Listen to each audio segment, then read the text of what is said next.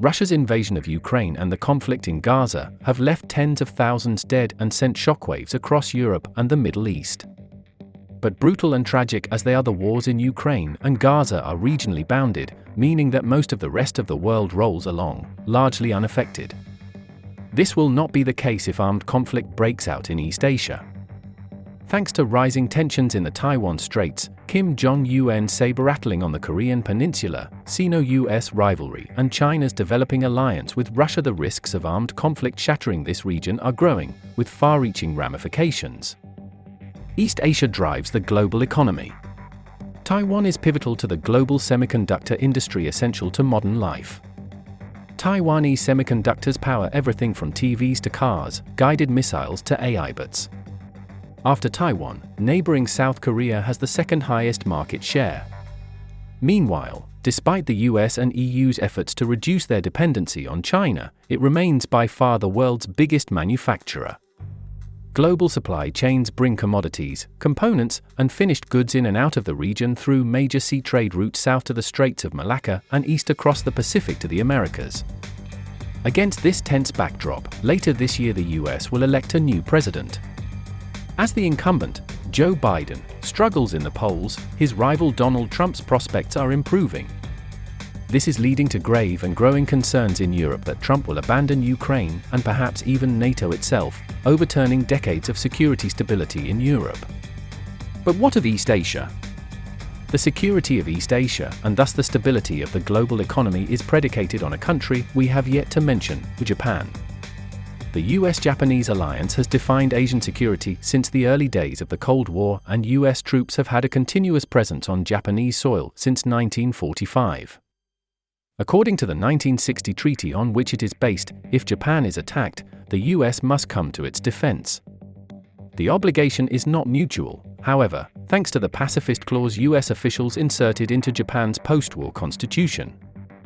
The intention was to prevent Japan becoming a future threat, and the result is that Japan became an unsinkable aircraft carrier, with US military bases scattered across the archipelago. This Pax Americana enabled decades of regional peace and economic growth, albeit on terms dictated by the US. For decades, Japan was a sleeping partner in all this, enjoying the peace and prosperity without spending much on its own military or getting involved in US adventurism. But after years of US pressure to remilitarize, today Japan is increasing military spending and taking a regional leadership role. This is Japan's response to a rising China, relative US decline, and increasingly isolationist American public opinion, not to mention Trump's "America First" rhetoric. Today's changes are the culmination of decades of drift from pacifism to normality. Following Shinzo Abe's return to power in 2012, Japan rolled out a new security doctrine in the form of its proactive pacifism. As part of this shift, in December 2022 Japan introduced a revised national security strategy and new security institutions such as a National Security Council. It has lifted a long-standing ban on arms exports, initiated new regional security partnerships, modernized its military, and reinterpreted the post-war pacifist constitution to allow for Japan's participation in collective self-defense operations alongside allies. Most importantly, Abe's government crafted its free and open Indo-Pacific vision, thus engineering a new geopolitical space that has defined the parameters for rebalancing China's rise. These changes were designed to increase Japan's influence within the context of the US alliance. Then came Trump's 2016 presidential election. The rhetoric of America First increased fears of abandonment in Tokyo. Given the alternative scenario facing China alone, the Abe government worked hard to keep Trump on side, making trade and diplomatic concessions, and pledging to make the alliance even greater. Russia's invasion of Ukraine was the final nail in the coffin of Japan's post-war pacifism. On the first anniversary of the invasion, Prime Minister Fumio Kishida warned, "Ukraine today could be East Asia tomorrow," implying that Taiwan could be next. Continuing where Abe left off, he pledged to increase military spending as well as lifting the remaining restrictions on arms exports, while strengthening Japan's relations with NATO. Increasing global instability has prompted Japan to abandon its low-profile, economy-first approach, seeking instead to shape regional and even global geopolitics.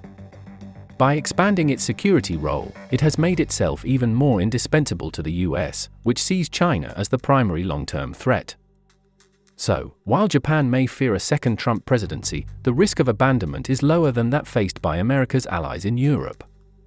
Still, the long-term trend would appear to be that the US is pulling back and expecting its allies to do more. Meanwhile, the instability of US politics in an election year means that nothing can be taken for granted.